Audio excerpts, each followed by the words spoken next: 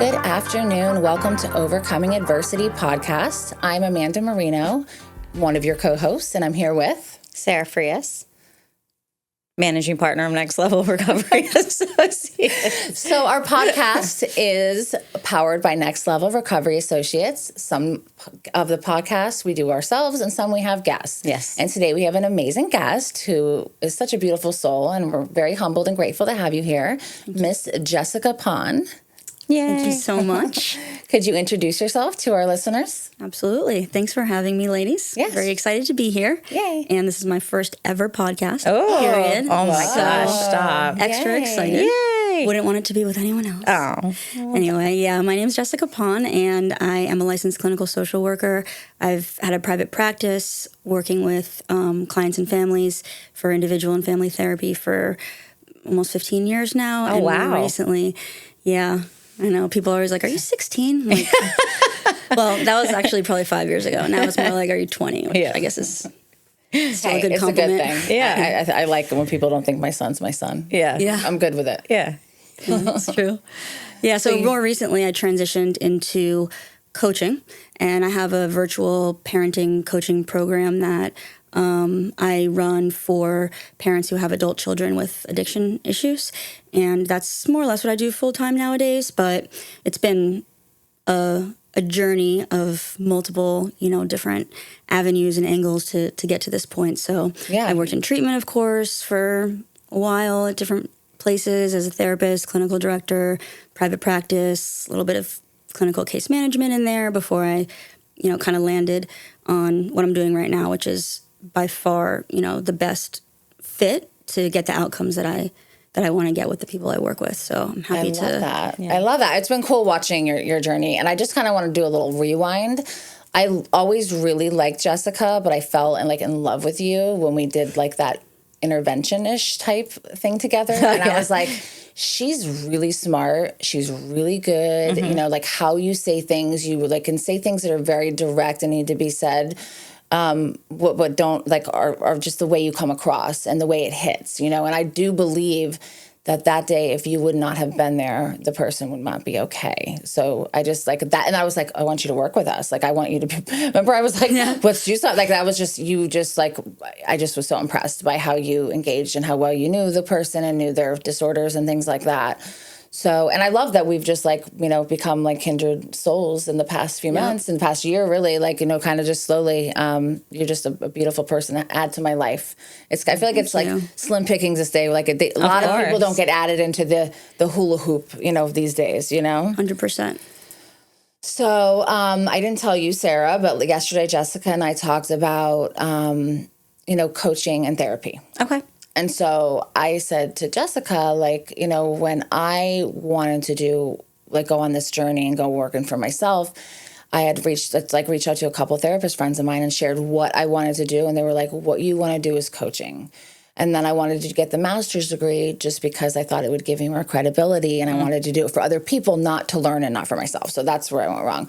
So all the years in therapy, you're still doing private practice, but because you've really just totally dove into this, right? You're making videos, you're all in it. You have a group on Facebook. I know you worked with a coach to build that, but where did this come from? And was it a thought? Was it where did it come from? Yeah. So for years now, the people who I've talked to who are also licensed mental health professionals, I've heard mostly talk negatively about coaching, like it's like a stigma, this person's doing coaching and it's not as effective or impressive as being, a therapist, so to speak. I can see. Okay. It was a turnoff for a while for me to even look into it. It was kind of like, okay, well, if everyone's talking about it this disparaging way, it's beneath them, why would I even want to look into it? And wait, do you mean that they were talking about therapists that were doing it to work across state lines, or were they saying it about people that are just coaches in general? It's a great question. So it was both, and not that I really entertain these conversations much, Totally, but you can't take help note. it. Yeah. So I mean, some of it was okay. Therapists are using this as a loophole. Right? Okay, you're limited by licensure. You can't be a therapist outside of wherever you're licensed. So, yeah, voila, you slap the coaching title, and now you can see people anywhere and do the same thing and call it something else. Yeah. That happens. That's shady, and that's not what I'm doing, or, good quality ethical therapists who are also doing coaches do, but that's real. So, I mean, I get where they're coming from with that, and that gives and you can everyone get a bad name. You can get licensed in more states now, though. Like if you apply a lot. Yeah, it's really not that hard. It's different after COVID now. It takes a little bit of It's work, not even but really it's a not that thing. hard. I mean, it could be, but I get it. I get, though, the ethical aspect of it. Like, oh, well, I can have clients and just say I'm their coach, and really still doing the therapy aspect of it. Yeah. Yep. And then in addition to that, separately, people would say, oh, my client, like they're talking about a client that they're working with as a therapist. Oh, my client went on this, retreat and read this book on Buddhism, and now she's a spiritual coach, and she's trying to, have people hire her now, charging them hundreds, and she's doing coaching and kind of rolling their eyes kind of thing. So it's a combination of multiple reasons, some of which, have some validity to it, but overall, I think we're overgeneralizations.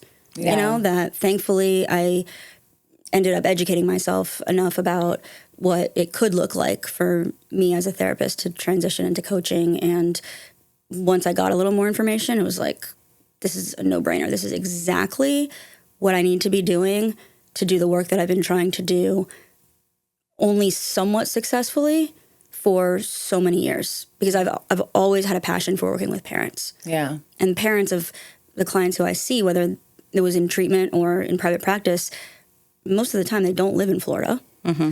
And also, most of the time, they don't really need therapy per se. They're like, oh, we're in therapy, Not obviously, I'm not knocking therapy. I'm a therapist. I love therapy.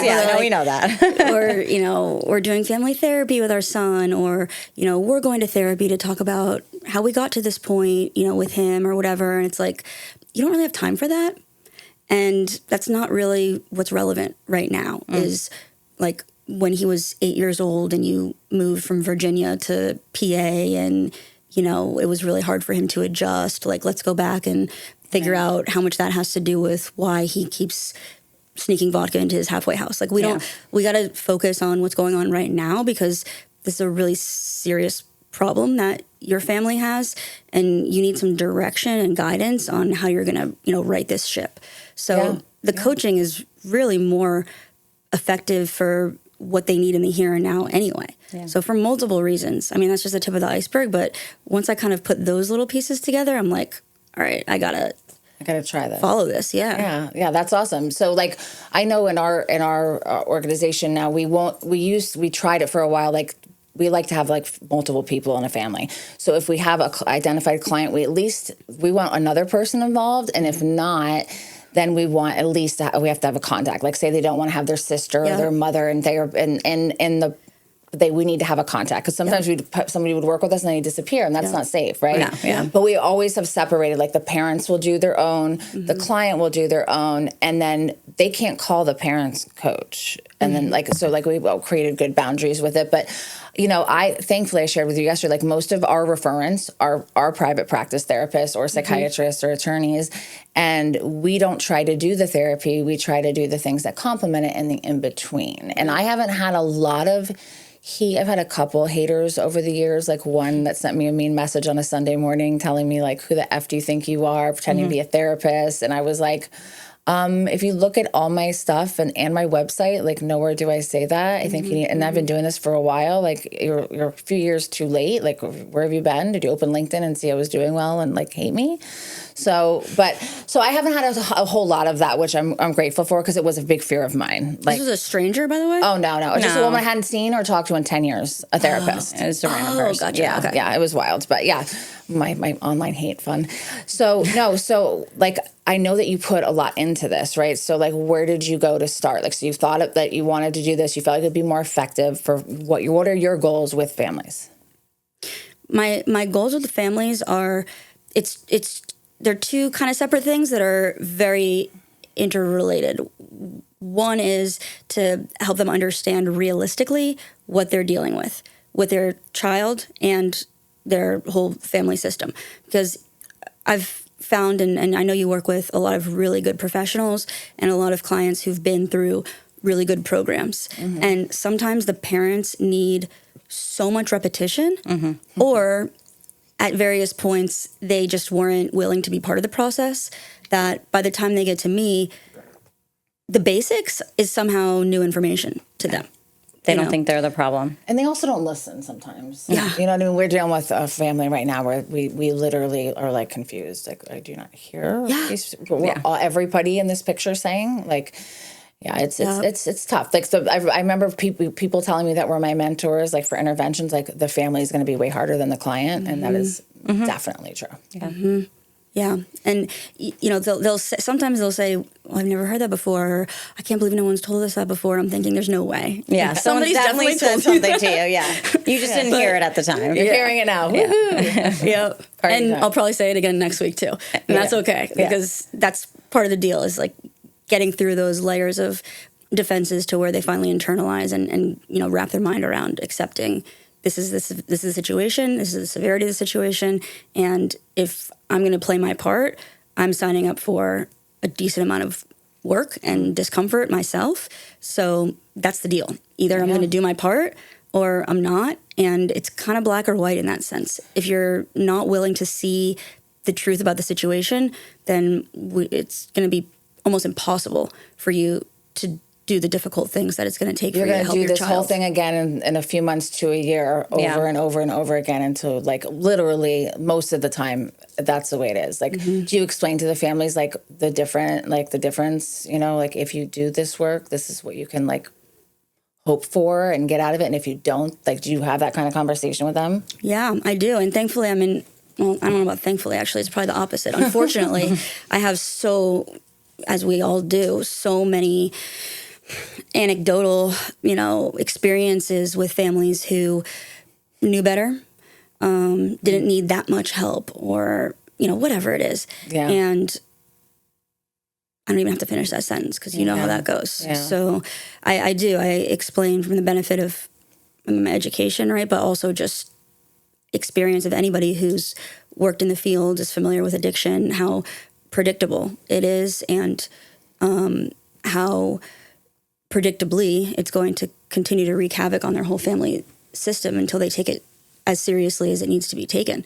And I explained to them the difference between there's attempts, like for your kid, there's an attempt for him to get sober, and there's an attempt for you to help them, support them, and then there's a serious attempt. And there's a difference. Yeah. Oh, yeah, absolutely. If you're going to take it seriously, then it could be 1 or 2 times done, good to go for the rest of everybody's life. But until you take it seriously, you're wasting your money, you're wasting your time, you're getting your hopes up, all the above, because this isn't something that you can do half-ass and expect the results. It's not.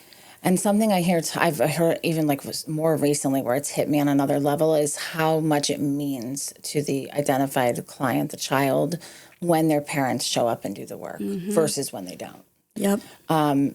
It means a lot to them, especially it's just like, yes, they're taking ownership themselves, but when the family, like we actually have a family right now that Sarah does most of the work with, that the parents both stopped drinking right when their son went to treatment. Yeah. And literally, so they had like the same sobriety day. Yeah, they're it's like so all in, and they're so like they really are willing to do the work, and it's really really cute. Yeah. They listen.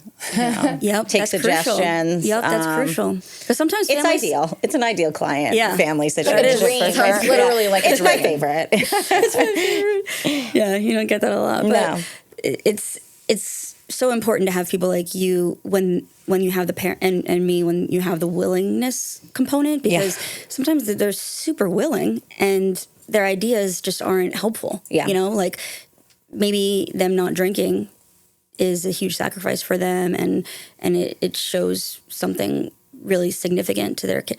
But for another family, might come up with that idea and the kid might be like, well, that's not what I need. Like, good for you, but what I really need is something completely different. Yeah, this was beautiful. This situation was beautiful. Like they didn't want him to do it by himself. Basically, they wanted to do this together. And that's obviously their family dynamic, though. Too, I get what you're saying. Like it would be weird. Like when I went to treatment, if my dad was like, "I'm not going to drink," I'd be like, okay. You know what I mean? Like, I don't care. Good for you. Yeah. Like, you drink one beer like every other day. Like, that's not gonna like change the family dynamic and you know everything going on. But it just worked for this family, and it was really nice. It's sweet. It's really sweet. Yeah. So okay, so you go. You know, you have a great name, great reputation. You know, lots of experience, a thriving therapy practice. What were the actionable steps you took, and like what was like the fire? I know you said like you wanted to be able to do this work efficiently, but wanting to do something and actually make like to where you are now, where you have like all the things, the website, the this, the that, like very few people do those follow through steps. You know, many people think and want to do a lot of things, but don't do it. So what was that process like? It was like a slow burn that then was like a switch, you know, at a certain point. And it happened with one of the clients who I was working with as an individual therapist for. And he was has been working so hard at his recovery. And one of those clients that your heart like has come so far and is such a good soul and has so many demons and has been so perseverant and brave, you know what I mean? And in fighting not almost like one thing after another, you know, and was doing better than he'd done ever. And his parents meaning, you know, only to be supportive, of course, but not having the education and guidance that they need, started doing some really unhelpful things in encouraging him to make certain decisions that were not good or even safe, honestly. Right. And he started get like, I don't know what to do. I want to make them happy, but I don't know. And that's tough. Yeah. And as his therapist, like we could do a family session, bring them in, talk to them a little bit, but it became more and more obvious that they need a lot of support, help. Yeah. And that's, of course, not the first or second or 100th time that I've experienced that. But it was something about, you know, seeing this dynamic so many times where I'm working so hard, which I don't mind doing, you know what I mean? Like at all. I know we're all super hard workers here and we will work. You bring the thunder, girl. I've seen it in action. Like I'm all about, like, I'll go above and beyond. I'll put in the hours, all that, like, you know, creativity. I'll drive here, I'll do whatever. But when I'm working really hard and I have a client who's also fighting so hard to save their own life, and then their loving family is inadvertently undermining all of that, and you see it so many times. I'm like, I gotta do something about this. Like I know that with what I've learned about coaching, with the relationships that I have professionally, with how passionate I am, and how frankly, like, you know, effective I can be with families when I can access them. Like, this is what I need to do for you know, this cause, I guess. I don't know how else to say it. So I'm like, did it come like a direct hit? Like, because I call it like some of my things are like, boom, like I know, and like it comes to my heart, and like I know it has to be this, and that's it. Yeah, it was a moment in that session, in the session with him and his parents, where I'm looking at him and I'm looking at his parents, and they are saying the most unhelpful stuff, and they have no idea. And I'm feeling so much compassion for all three of them because they don't know better. They don't know better. Yeah. Right. And you know, they're hurt. It's like, you don't want to put the blame on the parents, right? Like they just didn't know better. And if they're open to the education and the support and all those things, it can change everything. Yeah. And I'm like, I don't even know. I've told them, you know what I mean? Go to Al-Anon, of course. I've told them, get a therapist. I've told them, read this literature and so forth. But without having customized professional hands-on help, it's almost impossible for parents to make the changes that they need to make. It's like, you know, it's hard for anybody to, I don't know, follow like a self-help book and like lose weight or whatever. Like, but this is like that on steroids. Yeah. It's like your child and all the emotions. It's between the emotion, the confusion, the danger. Like it's too much to ask of parents to do what they need to do when they don't even know what it is, first of all. And then once they do know, it's really freaking hard. Yeah, the ego and pride stuff, like, as you know, like parents, a lot of them hang on to that ego and pride. Like, I know what's best for my kid. And listen, like, I don't sometimes. And I don't, like, my mother changed her life at 70. Like, I had to have Blake run that and facilitate that and help her. I can't see that when I have even as a professional with my love and my emotions, I can't see that. When it's your child or a loved one like your mom or dad, I mean, it's just different. It is. Totally I couldn't. I was the unruly person. It's like it's like you don't do this work whatsoever. It's just like out the window. Out the window. Yeah. And so, like, I like to explain that to them too. Sometimes when they're struggling, I'm like, listen, I had to have someone outside. I couldn't do it. And I do this for a living with my own mother, you know? It's not easy. And my mother is doing amazing. She's in her 70s and she changed her life. Like, that is badass, you know? So anyone can. Yep. I had a question. So, because I get this a lot as well. So, you know, if parents need their own coach and, you know, it's offered, right? And they're like, well, I go to Al-Anon and I go to therapy. Like, what do you usually say when that's brought up? Because it does get brought up, I know, a lot on my end, and I know what I say, if that makes sense. But, like, they're doing the therapy and they're doing the Al-Anon. Why do they need an additional support system, like a coach? Yeah. I mean, some parents don't, right? It's not like every single parent. For sure. Right? You know what I mean? Absolutely. But there are a lot that do need it. And I also hear a lot of parents that don't like Al-Anon. That's why I made that list, like, so robust, like family, all the different things. My parents didn't like Al-Anon. So, like, if you don't connect with Al-Anon, there's this, and this too. So, like, I hear that. But we also get this, why would I need a coach? Yeah.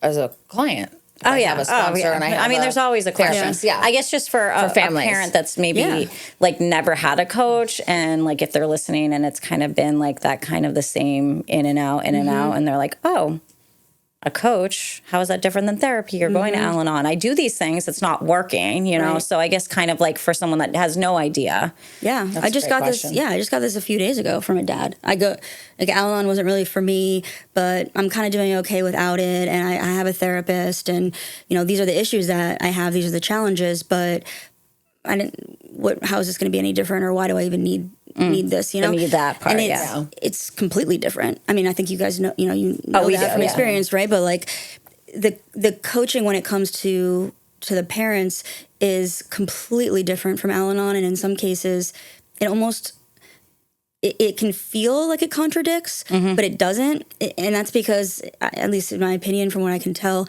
some parents take the powerlessness, right, that they're taught about in Al-Anon to an extreme. To a whole other place, yeah. And totally disqualify the profound and unique influence that they do have on their kids and how much they can control.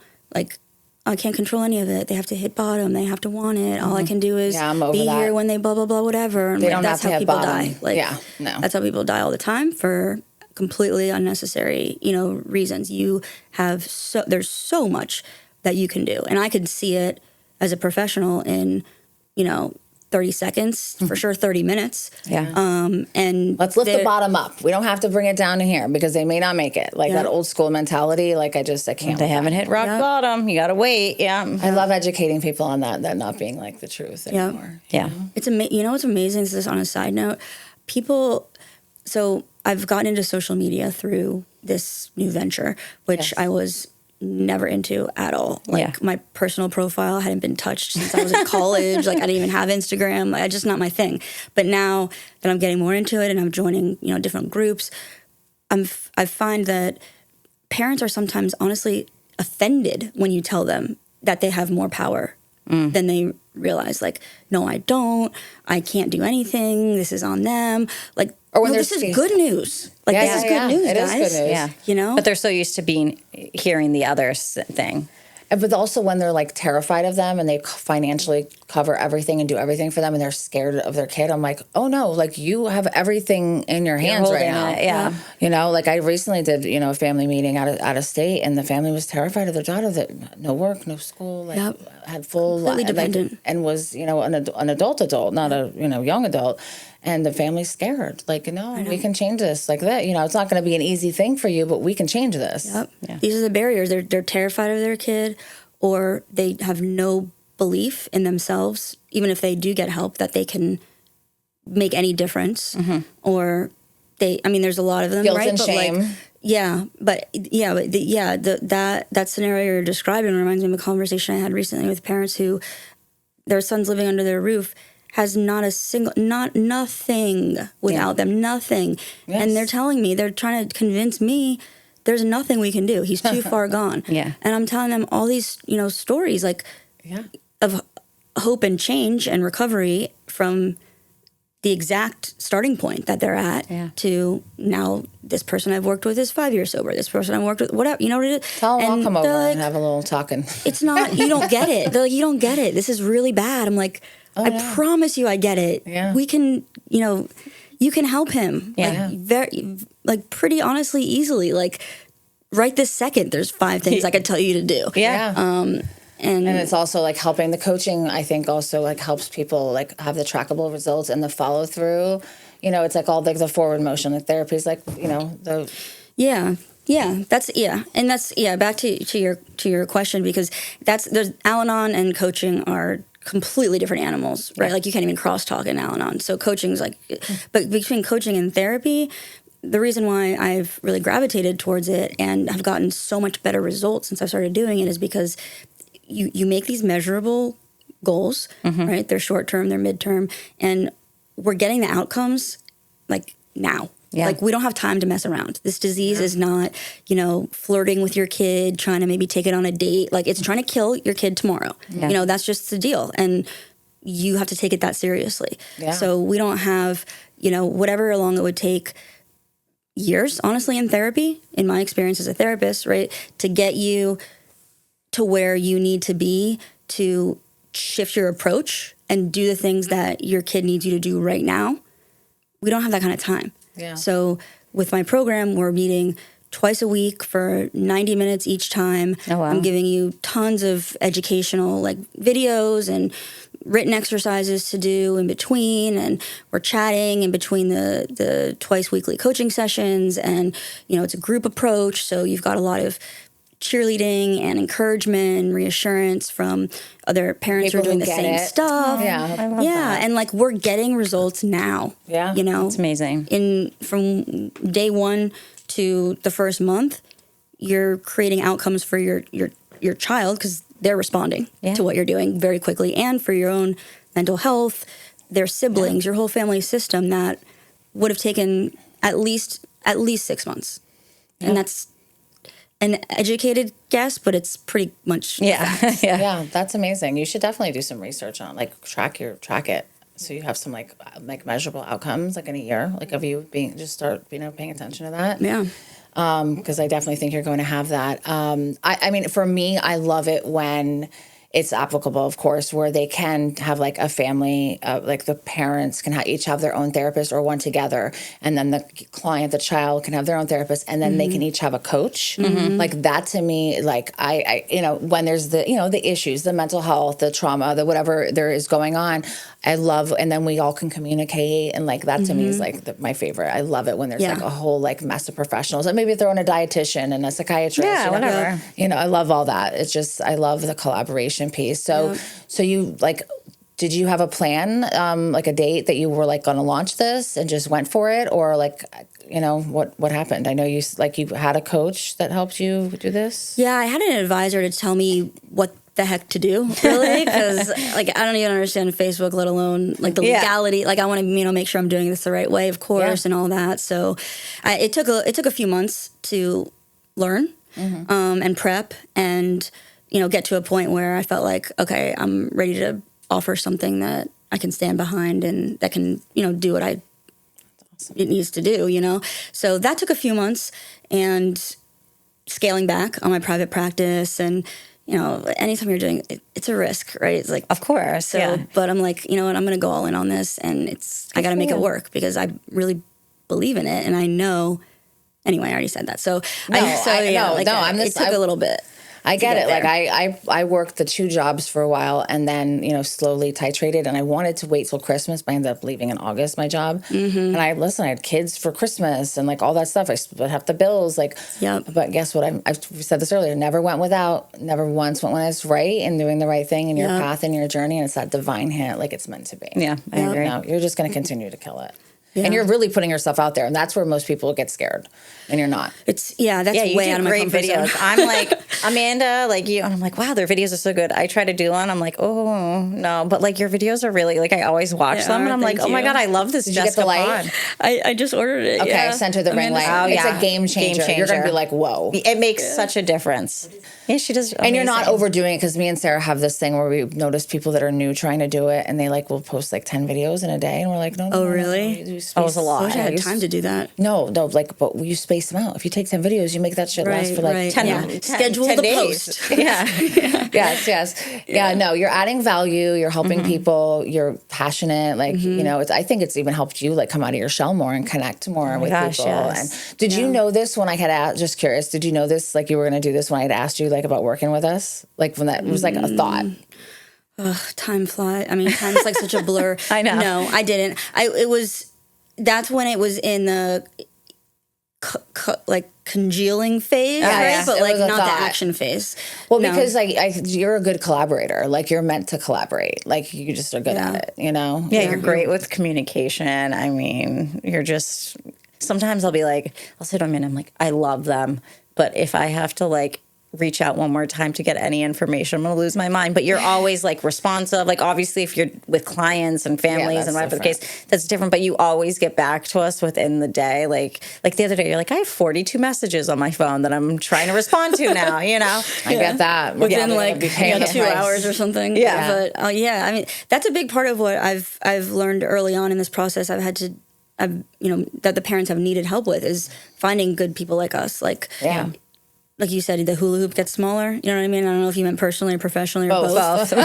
She meant both, yeah. Yeah, I'm definitely with you on that. Yeah. And it has to, because there are too many people who, you know, I'm sure it's like this in every field, but I can only speak to ours, you know, and you know exactly what I'm talking about. Just sell so much to these parents and they're like, oh yeah, I'm getting all this for my kid. And I'm like, you're actually not. Yeah. And you probably need to make a phone call and look into that, because you're paying so much and they're not getting what they need. You're teaching them also how to advocate for themselves. Exactly. Which is amazing. It's a big part of it, because they feel like disempowered and hesitant. Like they're the professional. They're telling, you know, I'd pay these people a lot of money to tell me what to do. They're telling me to do this. So who am I to question it? And I'm like, yes, to an extent, right? Because you want the parents to be willing and, you know, open to the process and the recommendations, but not if they're coming from people who aren't guiding them in the right direction. Then everyone's on a collision course. Yeah, absolutely. And we have to keep it real with people, you know, that's our job. Yep. So we do something at the end of this. Is there anything else you'd like to share that you maybe didn't share? I mean, I could talk to you ladies all day. I know, we could too. It's our problem. I know. So unless something comes up, so you can either share one of two things, because we've done both today, either something that's like a pet peeve, like an annoyance, or something that like you're really grateful for. Ooh, we've done both. You can do both. You can do both. Well, I did think of one thing. The first thing that comes to your mind is always... Not on this note. Yeah. But can I go back a second? Yeah. Just because you offered? Yeah. Oh my God, of course. Yeah. If you offer, I'm going to... Of course. That's what I said it for. Okay. Well, on the back to like real quick, the question about the distinctions, you know, and what makes coaching different. When you were talking about the sweet spot is like everybody has multiple, right, professionals that are dedicated to them, and then others who are liaisons and collaborating, and that is for sure, right? Like the ideal, definitely, and also so many people either can't afford all of that care, or the parents don't want to go that deep. Yeah. So many times the parents are like, this is not my problem. I don't need to talk about how, my mom died of alcoholism right as my son was being born, and how that, like, I don't want to go there. Yeah. I don't need to. That's not what I'm here for. So for those parents, either or both of those situations, like, we don't have to do that. Like we can just talk about how you can tweak your parenting approach to most effectively make different decisions for your kids, to get them into recovery, to get them on, to stay on track and so forth. And we don't have to dive deep into your psyche, I mean, it's impossible to separate your emotions entirely, but therapy feels threatening in a sense to some people. Oh yeah. And I have lots of people that are scared of therapy, but they're fine with that. coaching. Yeah. They don't like the word. Yeah. Don't like the word. Yeah, no, but it is. It's like you for people, especially too, that are very like analytical minded, like to have actionable like steps and trackable results. Like they like that, and that you get with coaching. Yeah. I mean, it just so happens that we're, low key gonna, in a slick way, end up talking about your stuff too, because there's no way around it. But it's not gonna be as it's not gonna be immediate. Yeah, exactly. And Yeah. Okay, a pet peeve and great gratitude. Yeah, either or both. First thing that comes to your head. Right now, my pet peeve is pet insurance. Okay. About that, God. yeah. These people like racking up the premiums, and then I switched mine. ASPCA. I can't. She's 14. You can switch her. Her pre-existing is off the. Oh, yeah. So I'm like, okay, at least there's a handful of things. Thank God that she hasn't had wrong with her yet. Yeah. Plus, they cover emergency care. Yeah. And she, Needs is a that, hooligan. yeah. So, Yeah. so I'm at the emergency vet this weekend. Of course, like $580 later for a They're not UTI, cheap, whatever. yeah. And I'm like, okay, at least a few of these line items I know are going to be covered. I pay more for her health insurance than mine. Oh, that's crazy. And I get a notification before I get here, like, we're denying your claim, but watch this little video so we can explain to you the limitations of your coverage, because it's important for us to be transparent. Yeah. Thanks for the video. It's so not personal. Yeah, that's annoying. That's weird. We should talk about pet insurance because I know a lot about pet insurance with the Frenchie, and I go to emergency visit all the time. Never have I if I get denied, I'm calling unless it's my deductible's not paid. Yeah, Like I had the 2 English bulldogs that had the constant health problems. But I don't have it with the little babies. So anything you want to share that you're grateful for on that note? I mean, anything. There's so many things. Okay. I guess I don't know. I'm really grateful to be here today and collaborating. And like you said, I don't know if you said I'm made to be or meant to be collaborating, but yeah, it's so isolating and lonely in private practice. Yeah, and we hear that a bit. Yeah, it's to the point where it's disorienting. Where like when you start to have conversations like this and get invited to do things, and you're like, oh, I'm like, yeah, what people who aren't my clients and like, yeah. So I'm grateful to have accomplished my first podcast. Yay! And for it to be with you Love that. very much. And I mean, I could go on and on about gratitude, but I'll leave it at that. Awesome. You, my dear. Okay. I don't know about pet peeve. I'll definitely say that I am grateful for the opportunities that I've been given to be even in this space today, because I feel like where I came from in nursing and then been given this opportunity with Amanda and Blake, and now I'm able to sit here on a Monday, talk with amazing people. I really am grateful for that. And she's also a managing partner now. And now I'm managing partner. Yes. That's me. Congratulations. I guess. But she earned it, so she earned it. Mm-hmm. My pet peeve is when I say something, then someone repeats it after me. If that makes sense. I haven't said it.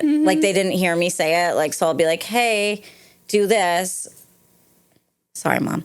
It's my mom. So I'll be like, hey, to my son, okay, put your pants on. And my mom will be like, hey, Bryce, put your pants on. But I've already said it before. So it's just am I not here? You know? That's a mom thing, too. It's a grandmother. She's a great mother. Yeah. And a grandmother or nana. But it's still sometimes I'm like, I just said that, Yeah. So that's We should have a mom edition of pet peeves and gratitude both. Yes. Yeah. Definitely. Because there's for sure both. Absolutely. Your mom wants to take us to lunch. Can't get her to go to lunch. Oh, that was your mom. Her mom. Yeah, her mom is I didn't know that the was family of the law. Oh, that's cute. Yeah. Okay, so my gratitude, it's kind of been a theme a lot in the past year, is the kind of people that have been brought into my life with some of the shifts and changes of the people that were there. It's always been a really abandonment hole for me. I want people that come in to stay forever and ever and ever and never ever leave me. And I'm not used to exes not being my friends. I was not formerly good at trusting friendships are some for a season, right? And I let this last few kind of go and felt really good about how I showed up in every way. And the people that have been put into my life have like taken me to a whole nother level and want to see me win, want to see me shine. I want to see them win. I want to see them shine. Always cheerleading, helping each other. Like that to me, like I'm just so grateful for that and whatever it took to get there. Cool. Yeah. So how can people find you? How do people find you on Instagram, social media? How do they find you? Website?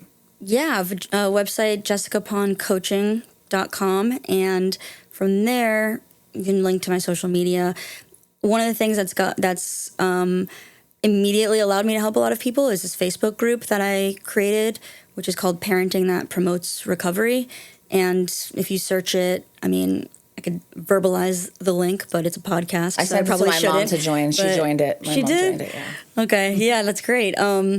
Yeah, Parenting That Promotes Recovery is a private Facebook group, but anybody who has an adult child who struggles with addiction or mental illness is welcome, more than welcome to join. And I post tons of free video trainings and downloadable PDFs, and we have topics of the week that we discuss, and it's just a really cute and sweet, encouraging, Thank you. vulnerable community. I love that. Thank you. Yes, thank you. And your website and Instagram. Jessica So Ponn. jessicaponcoaching.com is a website. Okay. Instagram, at Jessica Ponn Coaching. Okay. And yeah, Facebook, just my first and last name if you want to friend me, and you can find all those links through there. Videos. Are you on LinkedIn? Yeah. I am on LinkedIn. Okay, we got I to don't get your use it that link. much, We got to get your but LinkedIn going. It's a vibe. Trust me. It is. Yeah. I think we just became friends on LinkedIn. Yeah, you're not the first person to tell me that lately, Yeah, but I haven't. I've been doing it for 10 years, so I'm a LinkedIn girl. She is. She's a LinkedIn warrior. Well, thank you both Yes, for thank you. Spending this Monday together, and thank you to Janine. We love our producer. Yes. Mwah. We are powered by Next Level Recovery Associates here at Overcoming Adversity Podcast. You can find us at nextlevelra.com. You can find me at Amanda Marino Official as my handle. And how can they find you? Well, my Instagram's Sarah Ellen Frias, but I feel like you'd probably find me more likely on Amanda's. We're a package deal. Yeah, like everybody's like, oh, I've seen you before. And I'm like, probably She's- Amanda's social media. She's my chosen sister. Yeah. So on that note of ladies loving ladies and women lifting women, thanks for being here.